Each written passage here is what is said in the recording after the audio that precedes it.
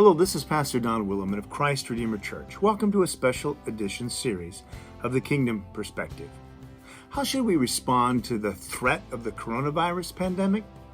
We should respond with a fighting faith because our faith grows stronger in the midst of trouble.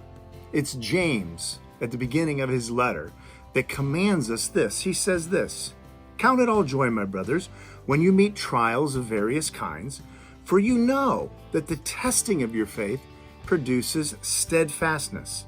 And let steadfastness have its full effect, that you may be perfect and complete," that is, mature, lacking nothing. Now, you see what James is suggesting to us here.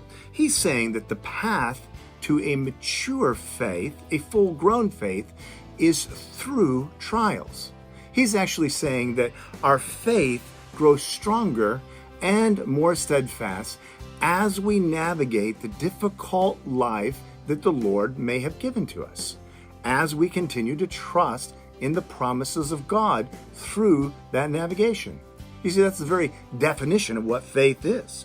It was Lebanese-American writer Nassim Taleb who is famous for coining what I think is a very helpful term for us, and it speaks to what we're talking about here, and it's the term anti-fragile. Now, what does he mean by anti-fragile? Well, anti-fragile is something that's different than mere resilience. Something that is resilient does not easily break under stress. In other words, think of a plastic cup. In other words, you can bang that plastic cup around and it doesn't damage it. You can put it under all sorts of stress and it doesn't break. Now, that's the reason why we make children's sippy cups out of plastic, because we don't want them to break easily.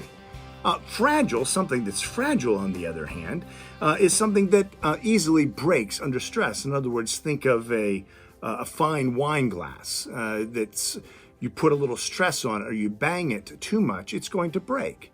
That's something that's fragile. But my friend, something that is anti-fragile does not merely withstand stress, it actually grows stronger under stress. In other words, think of a muscle. The more you use the muscle, the stronger it becomes. And actually, interestingly, the less you use a muscle, the weaker it becomes. You see, a muscle is anti-fragile. And here's the amazing thing. The Bible says, so is our faith. Our faith is anti-fragile. In other words, the more you use your faith, the stronger it becomes. And the less that you use it, the weaker it becomes. Our faith is anti-fragile. It grows stronger in the midst of stress, trial, and trouble. So therefore, we can count it all joy.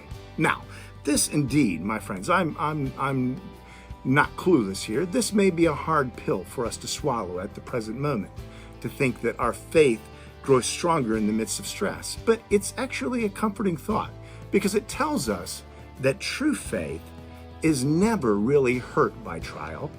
It is always helped by trials. And that's something to think about from the kingdom perspective.